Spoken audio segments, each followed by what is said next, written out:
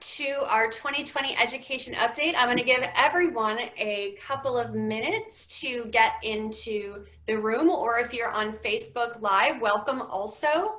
We are here for our 2020 education update with Seminole County Public Schools, Seminole State College, and UCF, sponsored by St. Luke's.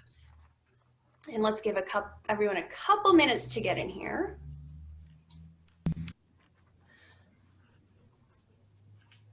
All right, here we are today.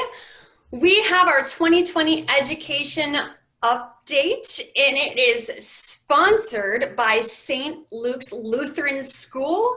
And we want to welcome everyone. I am Bridget Lake, president of the Obito Winter Springs Regional Chamber of Commerce. The Obito Winter Springs Regional Chamber is here to serve as a platform for enhancing business and community interests in our region. And most importantly, we are here as a resource for your business, providing education, advocacy, and connections. Now, before we start today, and with it being an education update, I wanted to take a moment to thank all of our teachers, our school administrative staffs, and to all the parents who got a little bit of a taste of what teaching is like. And now, let us introduce our trustees of the Chamber. A Budgetary Service, Advent Health, Citizens Bank of Florida, City of Oviedo, City of Winter Springs, Duke Energy, Eclat Law, Fairwinds Credit Union, Modern Plumbing, Orlando Health, Oviedo City Church, Oviedo Mall, Oviedo Medical Center, and Palm Tree Tech Center. Our partners in progress are 419 Metal and Auto Recycling and Platinum Signs and Design. And let's thank our media partners, Falconics, Gizmo Productions, L Media, Look Local Magazine, Orlando Business Journal, Oviedo TV, Socoto Films, Oviedo Winter Springs Life Magazine. And our friends of the Chamber, Collins Dental, District Eat and Play, Edwards Financial Services, Fast Signs of Orlando, Insight Credit Union, ITI Engineering, Gene Arthur Associates, James Evans, the Real Estate Celt, Kilgore, Perlman, Samani, Dennius and Squires, PA, Legends of Winter Springs, Miller's Ale House, Oviedo, Orlando Health Physician Associates, Oviedo YMCA, Partika Group at NAI RealVest, Pedigo Oviedo, Rock and Brews Oviedo, Seminole County Property Appraiser David Johnson, Seminole State College, the Real Estate Boulevard, Tuscaloosa Nursing and Rehabilitation Center, UCF, and UPS store number 3457. And now let's talk about some of our chamber announcements that we have coming up. Our next in-person event is at Palm Tree Tech Centers. They're after hours on September 10th, starting at 5:30. Introduction to their new owner, Andrew Schultz. And our October luncheon is Pathway to Success. This is a Zoom meeting on October 1st, starting at noon. The great program with 3 ambitious students on a panel learning from successful business professionals. So make sure you sign up for that one. And we have our 33rd annual golf tournament on November 20th at Twin Rivers Golf Club. Now this event is to support our Oviedo City Church Scholarship Fund. We have teams available. If you're not a golfer but believe in supporting education, we have sponsorships that support our scholarship fund for as low as $100. And our chamber is now accepting applications for our board of directors due September 25th by 5 p.m. Applications can be found on our website, oviedo-wintersprings.org. And now, let's give a huge thank you to today's sponsor, St. Luke's Lutheran School. And our sponsor remarks will be given by Superintendent Rod Jackson. Thank you, Bridget. Good afternoon, everyone. Excuse me. It's a privilege and a joy to be with you at St. Luke's. We're honored to have this opportunity to sponsor this year's Chamber Education Update. You know, I think by now it's probably a cliche for all of us to say it's a school year like none any of us have ever experienced. And I found that I'm experiencing that just as much as a parent as I am a school leader. I have a 5th grader, and he's 10 years old. Who goes here to St. Luke's, and I was concerned because I said to my wife, that kid is never going to wear a mask. We're not going to be able to get him to wear a mask. And now he wears a mask every day without any incident or any problem. In fact, it's easier to get him to wear a mask than to put down his iPad. So if somebody could help me with that problem after this meeting today, that would be appreciated. My wife and I dropped our eldest child off as a freshman at Florida State just a couple of weeks ago. And so we're curious about what college in a time of pandemic is going to look like for her. Our first clue was when we saw the rec room with the pool table and the foosball and the snack machine, and it said maximum occupancy 3. So that's what things look like in a time of pandemic at college, I guess. Here at St. Luke's, we're probably like you in that virtually no aspect of our operations and daily school life has been untouched by COVID-19. Our teachers are supporting, perhaps like at your place, both our in-school learners and what we're calling our remote learners. That's proving to be a unique challenge. They're all learning a lot more about technology than they probably ever wish they had to. We're using cohorting to limit the number of kids that are exposed to any other people on the campus during the day. That means we've got kids eating lunch in places we never imagined a class would be eating lunch. It definitely looks different. This afternoon, we're hosting our first home volleyball games of the season. And I think we're more concerned about the adults wearing the masks and social distancing than we are the kids. Hopefully they'll all behave during the game. But I think maybe the most challenging aspect, and I'm sure you're getting this question too, and that is, how long do we have to do all this stuff? How long is this going to go on? Of course, we don't know, but I'm sure you're like me in that you're hoping and praying that it's coming to an end soon. On a positive note, though, I wonder if you're experiencing what we are, and that is a lot of the changes that we've made, we think will outlast the pandemic because they're going to make us healthier as a campus. They're going to make us more adept at leveraging technology for the good of the students and their families in the future.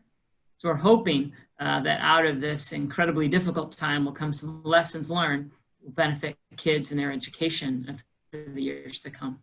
So I just want to thank you again for the opportunity to be with you and to sponsor this event. And at St. Luke's, we just want to wish great blessings to all the educators out there as you seek to serve your communities in the year ahead.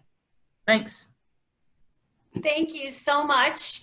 That was Superintendent Rod Jackson, and that was today's sponsor, St. Luke's Lutheran School. Thank you so much for sponsoring our education luncheon. Our format for today's program, after I introduce our speakers, they will each have an opportunity to give you a 5 to 10 minute update on their school. And after we hear from them, we will be taking questions. So if you have any questions, make sure that you type them in the chat box and I will ask them after the program. And now let me introduce our speakers today. We have Dr. Walt Griffin was appointed Superintendent of Seminole County Public Schools in 2012. Prior to serving as superintendent, Walt served as a mathematics teacher, middle school principal, high school principal, and executive director of the Seminole County High Schools. He is a 2-time Florida Department of Education turnaround principal and the 2003 Florida Principal of the Year, and in 2014 was named a U.S. Future Ready Superintendent. Since taking over as superintendent, Seminole County is ranked #1 in the state in advanced STEM education, career vocational education has quadrupled, and Seminole County has made an A rating from the Department of Education. Walt and his wife, Lori, have been married over 30 years and reside in Obito. They have 2 married children, 1 granddaughter, and 2 grandsons. How are you doing today, Dr. Walt Griffin? Doing great, Bridget. Thank you for the opportunity. And I'm really looking forward to the questions. I'm going to keep my comments brief.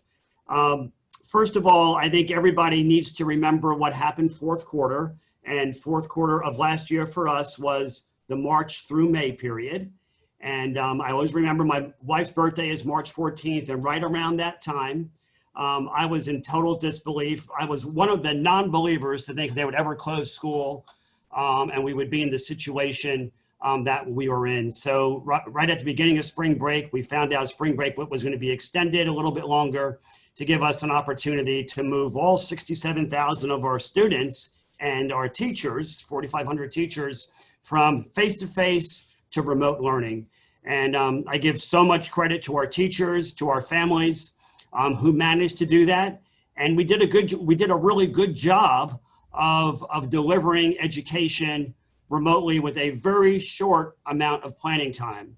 From that time forward, from March through the summer through now, we worked on improving what we call Seminole Connect, so we would be better prepared if we ever had to go remote again. And this school year, to start our school year off, we gave our families 4 choices. The choices were face-to-face, Seminole Connect, which is the improved product that we did fourth quarter, our decades-old Seminole County virtual school, or a hybrid model. And we really wanted to put a lot of choices out there so that families could make those tough personal decisions, what really is best for them at this point in time. And throughout this whole process, we've asked everybody to, let's be compassionate, let's use common sense, let's support each other as a community, let's support our families, and let's do the best that we can do, providing what we do best. So we started school this year, and I think most of you know we were under an emergency order from our Commissioner of Education, which said that every public school, every district had to offer a face-to-face option for families in order to be able to submit an innovation plan. An innovation plan would include all of the remote and virtual options that I spoke about earlier. And at the end of the day, 44% of our families, about 28,000 students, selected face-to-face, and about 25,000 Seminole Connect. That's the product that we started developing fourth quarter, and the remaining 12,000 in our virtual school, and then and then a much smaller number in our hybrid model. But to give you an example of some of the challenges, our Seminole County virtual school used to have last school year under 1,000 full-time students. This year we're approaching 13,000 students. So after families made your choice, it's not like we hire all new teachers. We had to transfer teachers from brick and mortar school to teach at Seminole County Virtual School. So all of the choices that I mentioned sound wonderful, but the reality is I created a scheduling nightmare for all of our schools and all of our administrators to get all this straight. And I have to tell you, they did a phenomenal job. I was out visiting schools yesterday, and to see the face-to-face students and all the things that are going on, unbelievable. Then walk to the classroom next door where a Seminole Connect teacher is teaching to a group of students on a screen, teaching similar lessons to the teacher that's teaching face-to-face. I think it just showed that our educators did a great job of pulling this off.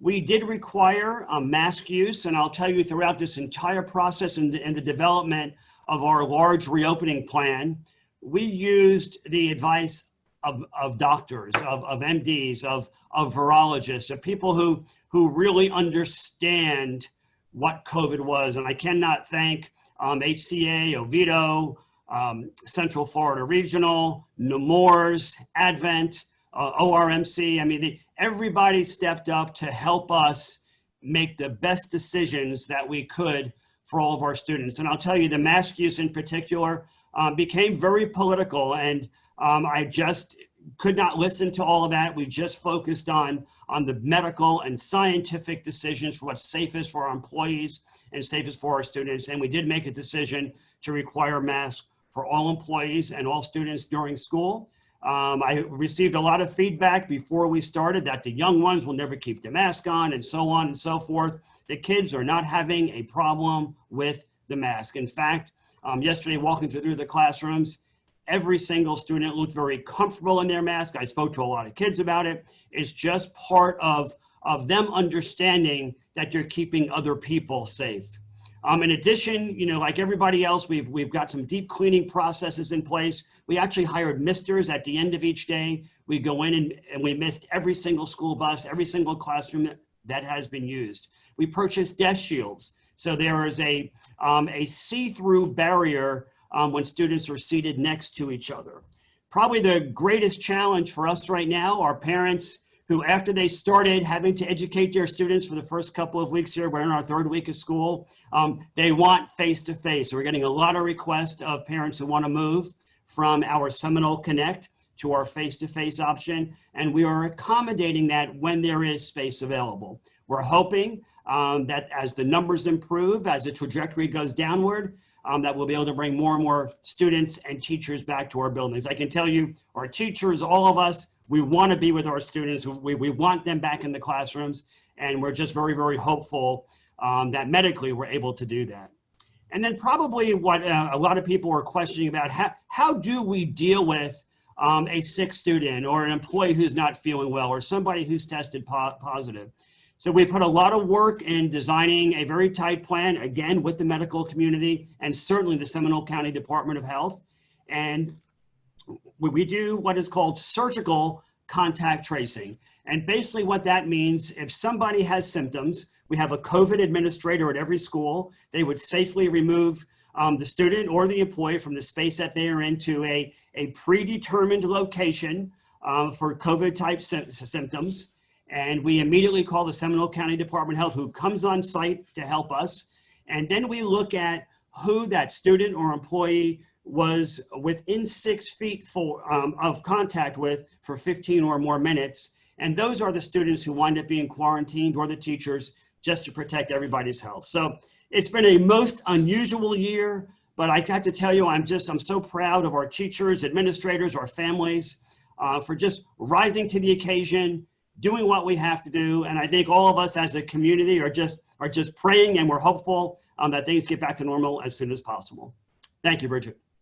Thank you so much, Dr. Walt Griffin, Seminole County Public Schools. And next, I will introduce Dr. Georgia Lorenz. Began her tenure as the third president of Seminole State College of Florida on August 1st, 2018. She brings more than 20 years of experience in higher education to the college and is eager to build on Seminole State's incredible legacy. Her primary goals are for the college to continue to shine academically, provide a launch pad for students wanting to continue their education or start or advance their careers, serve as a nexus and resource for the community, and facilitate connections and engagement between schools, colleges and universities, community organizations, chambers, and business and industry.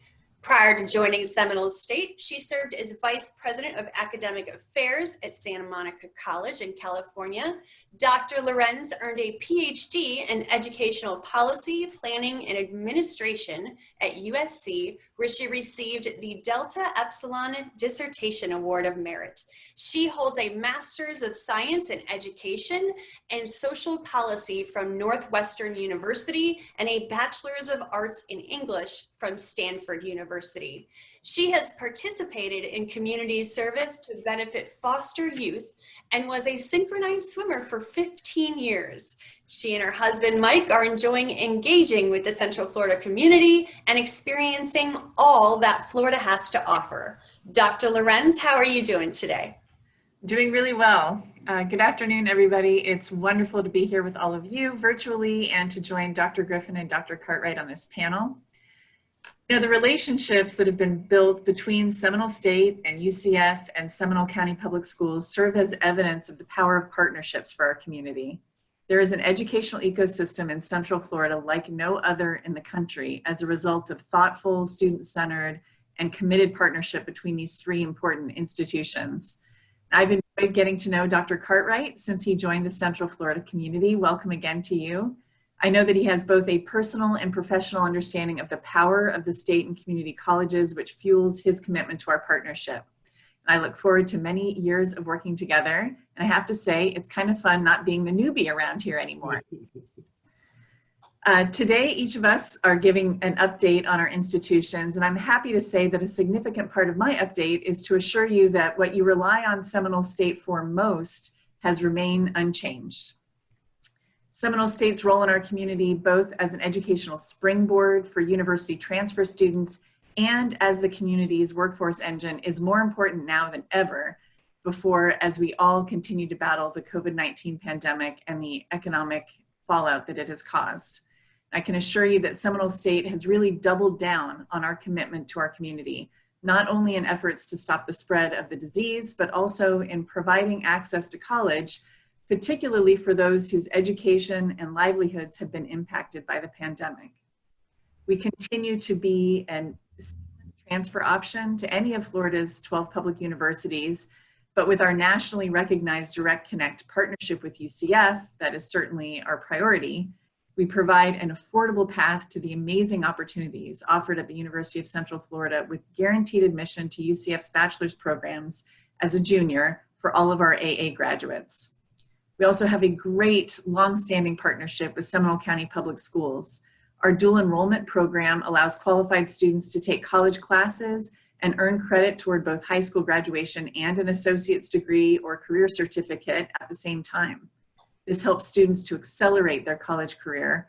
And each year we welcome many of the SCPS graduating seniors. In fact, half of those graduating seniors who choose to pursue higher education come to Seminole State.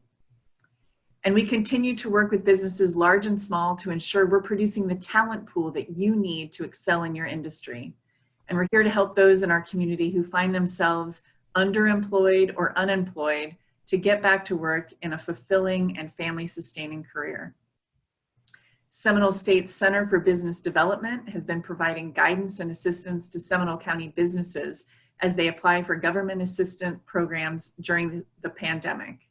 And this is in addition to the services normally offered through its Small Business Development Center, Business Incubation Program, Advisory Board Council, and Corporate College programs. We are reskilling and upskilling students so that they can get back into the workforce or onto a better job or career. We're also doing what state colleges do best, responding quickly to the needs of our community.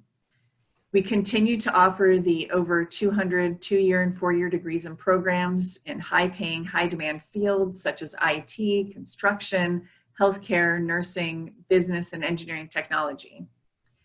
But in this moment, we also saw a need to quickly equip the workforce with new skills. So we're offering rapid credentials. These are certificates and industry certifications that can be completed in 1 or 2 semesters. And again, we're doing this in high demand fields in IT, graphic design, project management, and public safety, among others. Many of these certificates are stackable and count towards an associate in science or bachelor's degree to give students a pathway to career and improved earning power as they move forward.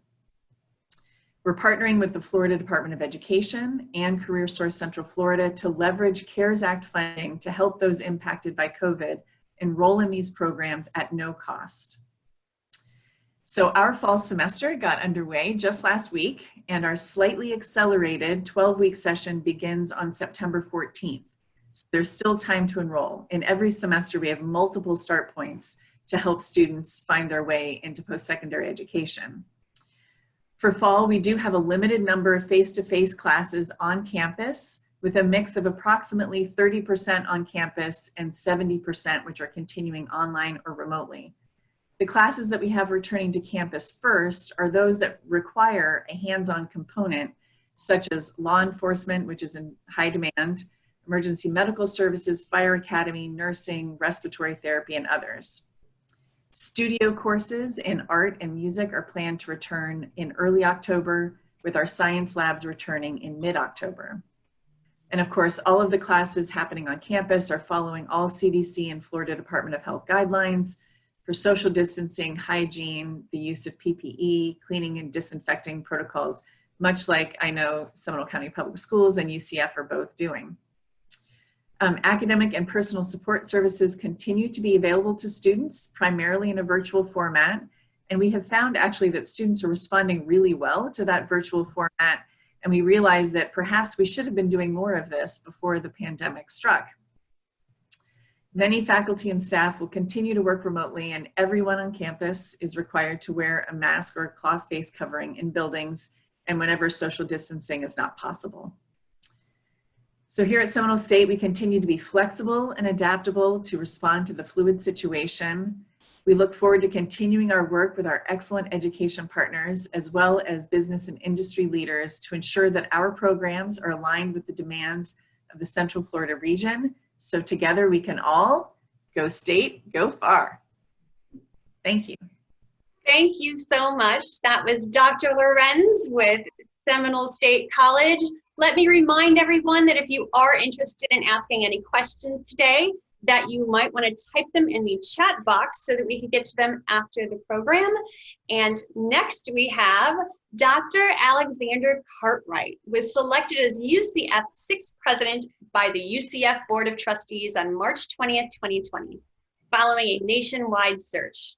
Prior to UCF, Dr. Cartwright served as the chancellor of the University of Missouri. And prior to that, Dr. Cartwright was at the State University of New York for approximately 18 years in progressive roles, including provost and executive vice chancellor from September 2014 to July 2017. Dr. Cartwright is a native of the Bahamas, a first-generation college student, an internationally recognized researcher and scholar in the area of optical sensors, a fellow of the American Association for the Advancement of Science, SPY, and the National Academy of Investors. He holds a doctorate in electrical and computer engineering from the University of Iowa. He and his wife, Melinda, have 2 children, Alyssa and Andrew. Dr. Cartwright, how are you doing today? Good, and you? Thank you for having me here. Thank you. Good. This is really a pleasure to be here. It's a pleasure to be here along with Dr. Lorenz and Dr. Griffin. Thank you to them for all that they do, and thank you for the partnership and continuing to work with UCF. You're doing some amazing things, and we benefit certainly from the partnership with you. Since I got here, in April, it's become pretty clear to me that there's a tremendous sense of community and collaboration and compassion that is obvious once you're here to see that all of our institutions are working together and doing great things. I thank Dr. Lorenz, I thank Dr. Griffin again for working with us. We certainly, for anybody in these positions, it's been an extraordinary time. There's a lot of decisions that we're having to make, and certainly walking in and taking on a new presidency has been challenging, but I can tell you that I'm so happy to be here, and I wouldn't trade it for anything. I look at this institution, this is an institution that is a great institution, but even has greater potential. And being in the Central Florida area, being able to leverage all of the assets that are around us and be part of that community is going to allow us to become just a tremendous university, one that everybody will be looking to in the future. As Dr. Lorenz said, a lot of what we do is to think about how colleges and universities are economic engines, and how we are innovators and leaders, and how can we, especially during challenging times, benefit society. And that's what we're focused on. It's certainly an emphasis here, and you see it really in the entrepreneurial spirit of UCF, and you see it in the way that we actually take on any problem and this can-do attitude. And I was completely energized by being here and recognizing that, people looked at the challenges that we had in front of us due to COVID and due to a lot of other related issues, but they just stepped up and said, we're going to get this done. And that to me is just such a wonderful thing to have happen around you. We continue to have a big impact on the state and certainly the nation. We have a #1 ranked hospitality and tourism school in the nation, and it's #2 in the world.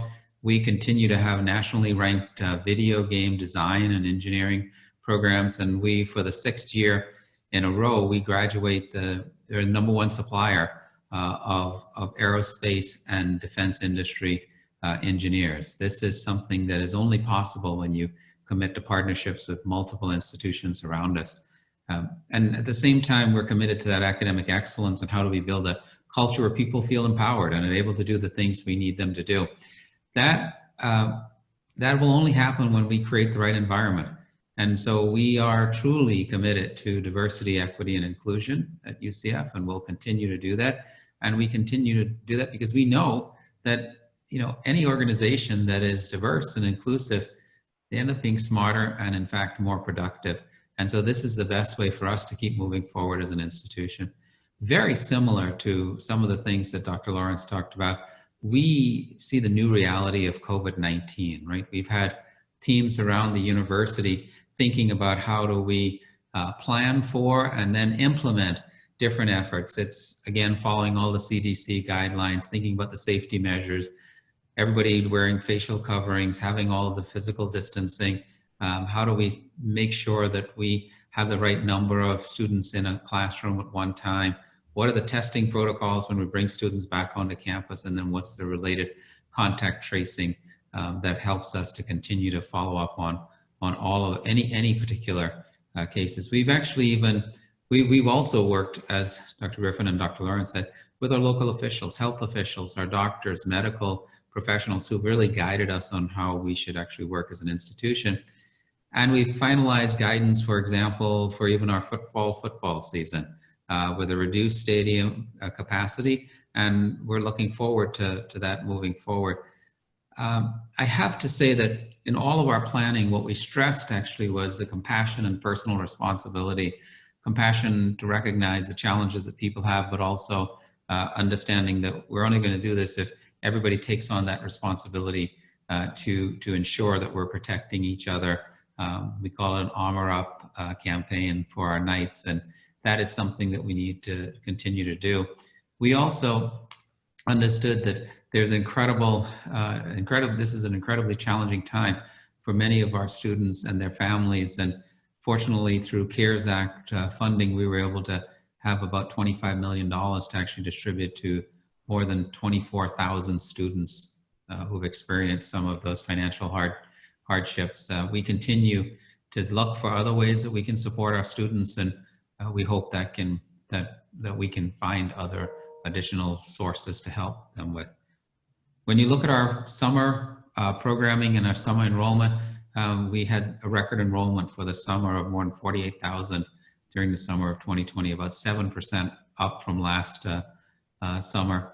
And our fall numbers are strong. We actually it looks like we're going to be over 70,000 students for the fall. That is a significant number. And we did that during a time where our incoming class is arguably one of the most accomplished classes we've ever had. Our incoming GPA is a record, 4.18, and we have the SAT and ACT scores are among the third highest we've ever had, incoming of 1322 and 28.7 respectively. And we also have had the highest, and in fact a record high, first year to second year retention at this institution, where we are about 92% for our freshman retention. These are remarkable things to all be happening at once, and we'll continue to work towards making that even better. We're fortunate. We have had over 20 years of experience in distance learning, and so we're able to leverage that national ranking where they put us in the top 20 in digital learning. We're able to we're able to leverage that into this fall semester, and about 3/4 of our classes are remote, and about another quarter, roughly less than a quarter, are actually in person on the campus, but significantly reduced number of people in each classroom. We decided to come back to campus, have those in-person classes, because we needed to do so for our students. Many of our students wanted to come back. They wanted to be here. They want to be able to take advantage of the facilities and the expertise that is here. And we wanted to be able to do that as well as we could. We, of course, have a responsibility to the region. We continue to work with the region, and we want to make sure that we're able to help in every way possible. Our researchers have been actively involved. In fact, we passed a record this year of over $200 million in research. That's up 40% since 2016, and so that's, again, something that's in the right direction. And our researchers are doing relevant research for the community. 3D printing respirator masks, looking at nanoparticle films that can catch and kill the virus, or looking at a cough drop that can minimize the transmission and spread of COVID-19. I have to tell you that I've been just so impressed by our faculty's ingenuity, the creativity of our students, our ability to work with the community. And just like Dr. Lorenz said, We also have a number of new certificates and tracks that we recognize are needed for people right now that might help them during this time of transition. So lots of things going on the campus. We continue to be proud of some of the, the programs that we have that all go directly from Seminole State College to here, but also coming from the public schools. The UCF's Teach partnership is one example of that, where what we're doing is having a pipeline of students that are recruited all the way in high school, then they move up through Seminole State, and then they come to UCF, and then they go out and benefit our community. That's what this is about. This is the concept of porous universities, where our walls won't define us, but rather we will be defined by who we are. The long-term vision for UCF is actually to emphasize a lasting impact on our community and on the world. And we, as I keep saying, we will not be defined by what others are, but we will be defined by who we are. We will not be a university that is of the place, but we will be a university that is for the place. So we will be for this community. We will do what we can, and we look forward to working with everyone. Our main priority is, of course, always going to remain with our students and the things we can do to impact their lives and to move Central Florida forward. And like I love to say, we really don't know where the next major innovator, scientist, or artist is going to come from. But I know that person is out there, and it's our job as educators to give them an opportunity to excel. And that's what we're going to continue to do. I love this incredible network. I benefited, as Dr. Lorenz knows, I benefited from, first pursuing an AA at another institution, then transferring. So I understand that the benefits that provides to so many of our people. And we look forward to continuing to work with everybody here. Thank you for allowing us all to be here. And of course, I have to end by saying, go Knights and charge on. Thank you so much, Dr. Cartwright. It was very great to have you on the program. We are actually going to open this up to questions. And I do want to say, I just want to thank all of you for the great job that you guys have been doing. And also thank you to all the teachers out there and administrative staff. We know how difficult it has been. And so we have our first question for Dr. Griffin. I wanted to take a moment and thank you for your service to children and families in Seminole County schools. I know that this transition has not been easy for you or those on your team. The question is, what might be some of the indicators and or metrics you, executive staff, and the school board are looking towards before starting the process of moving the school systems back to normal? I think it is vitally important for us to begin having a vision and process to look forward to. And we certainly are looking for a downward trajectory in positive cases in Seminole County and in the state of Florida.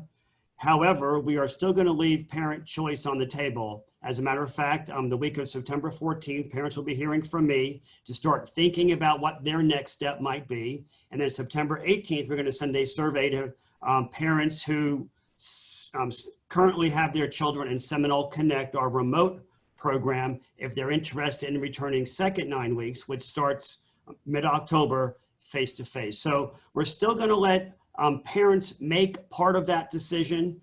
We do have capacity to handle more students, obviously, with half of our students off campus. So I think we're going to see this move very, very slow throughout the entire year. And as both Dr. Cartwright and Dr. Lorenz have stated, I don't think we will ever look the same educationally. I think the old brick and mortar days are gone for K-12, and that we're going to see parents asking for more remote learning in the future. So simple answer, scientific evidence and parental choice will help us refill our schools. Thank you.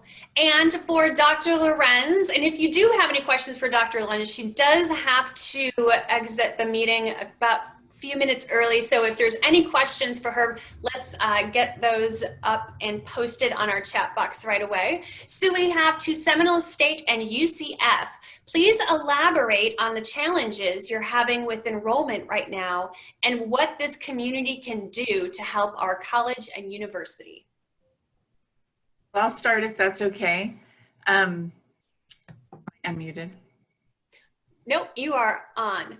Okay, good. So we had a bump in enrollment over the summer, and we've seen this fall, our continuing students are really sticking with us. And in some cases, they're even taking more classes on average to continue to accelerate towards their goals.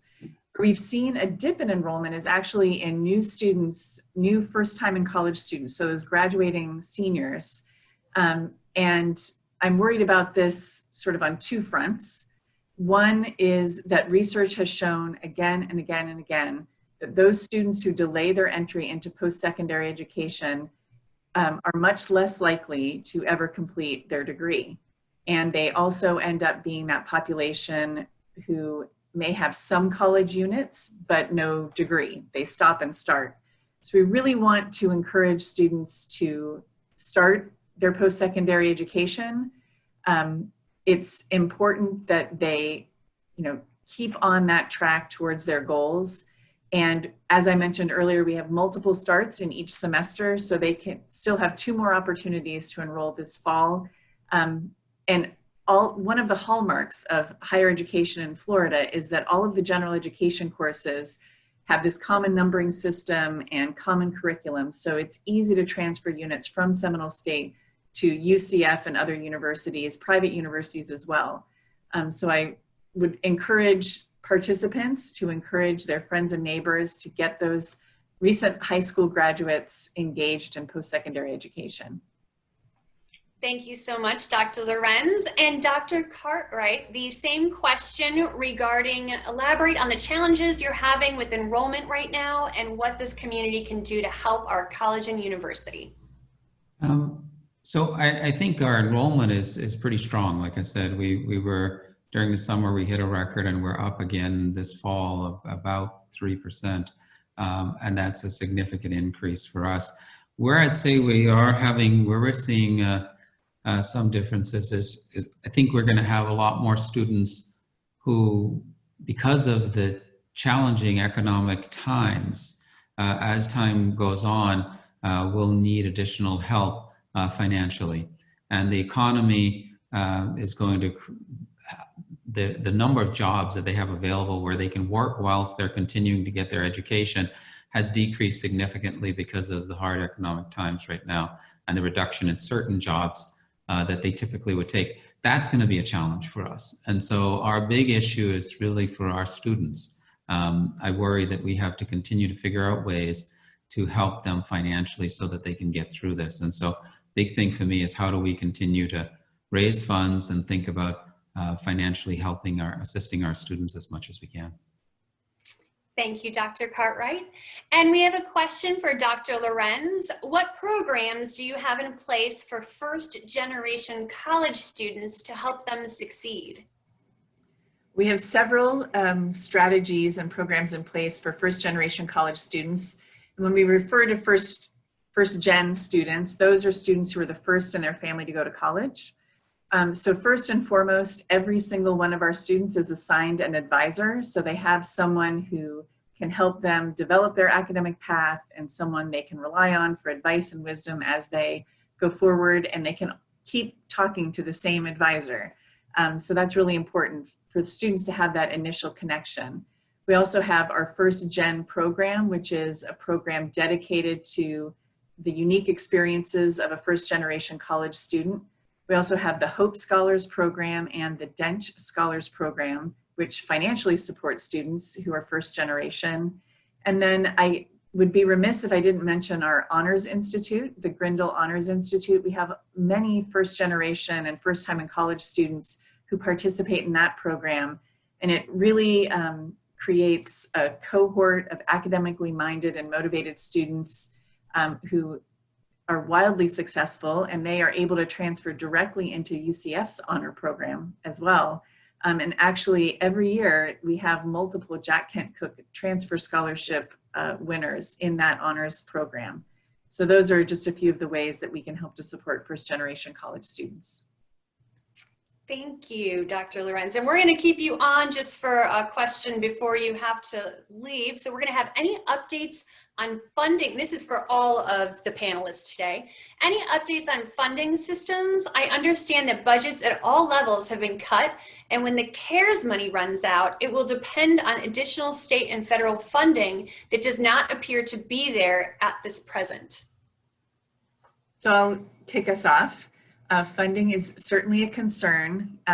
The governor issued memorandum to all agencies. Initially, it was when the budget was passed, and he indicated that he was going to have a 6% holdback, essentially holding back 0.5% of our allocation every month, and with the potential of that funding being restored at the end of the year, although we think that that's not very likely.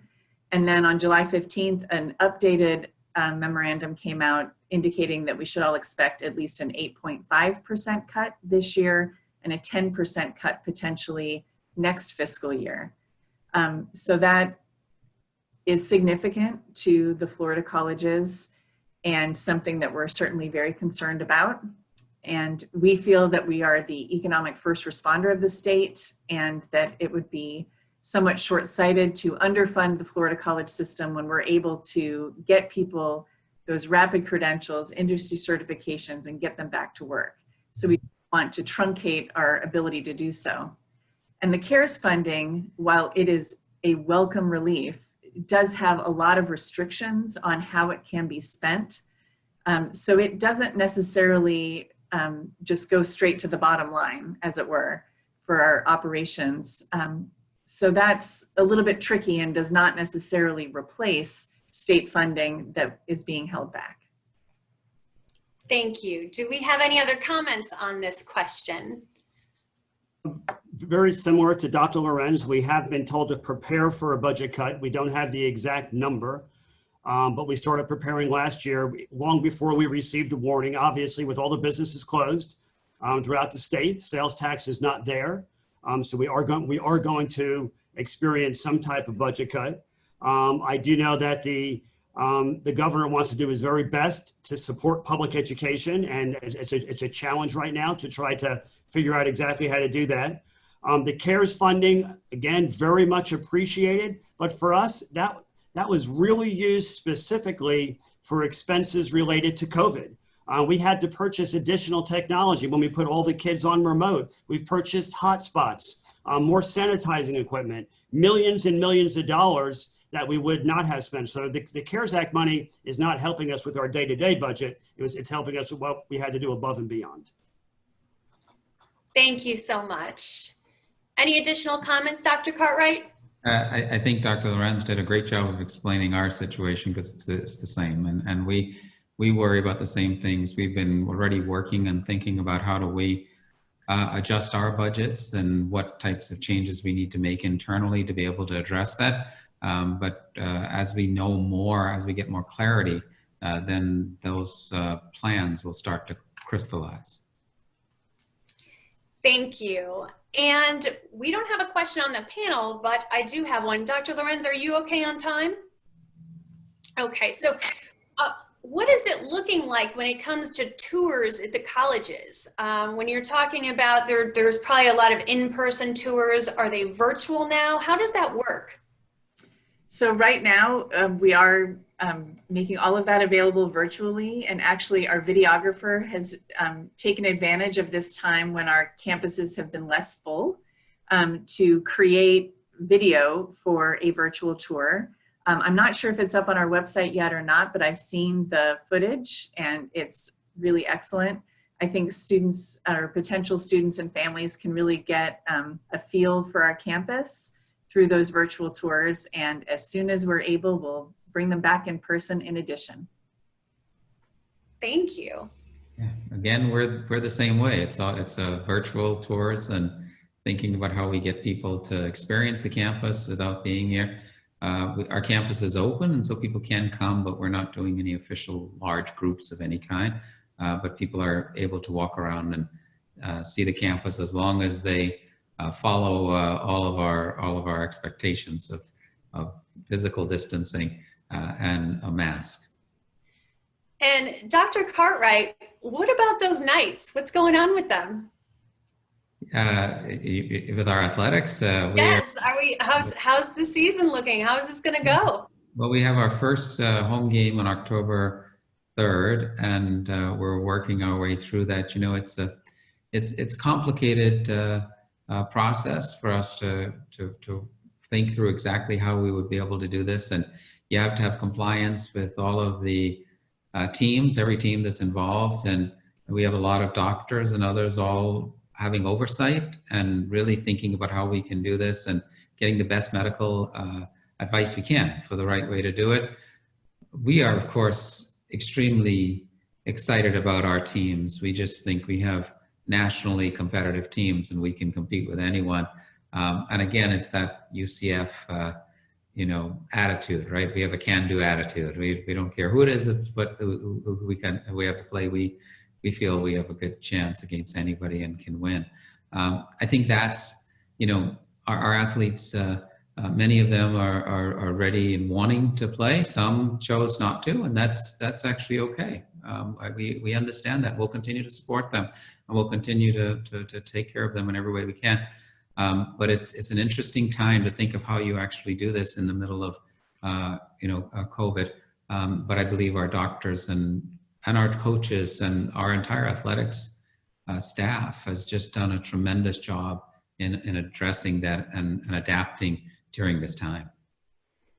Thank you so much, Dr. Cartwright. And I have one last question for Dr. Walt Griffin. When we were talking about the CARES Act and how a lot of that stuff came to purchase materials that were needed for extra disinfectants, how you're setting up a classroom, etc. Do you know the approximate cost per student on how much that had cost per student? I can't tell you exactly per student, but I can tell you we're purchasing Chromebooks in the $400 range. The hotspots have a very reasonable monthly fee attached to them in addition to the product. So probably for students who are in need of technology, about $500 to $600 per student. Thank you so much. Any other last comments? I want to wrap this up and make sure we have everything all good. How are we doing? Last comments? Well, just thank you. This is great. I love this continued, you know, sharing of responsibility and actually working together. This is the way it should be in a community, and we're all in this together, and we'll come out of it much stronger together. Thank you so much. And I believe we all understand that sentiment. We are in this together and we will work through it together. Thank you so much, Dr. Cartwright, Dr. Griffin, Dr. Lorenz. We really appreciate your time today. And we are going to wrap it up. Thank you for joining us at our 2020 Education Update. Thank you, Bridget.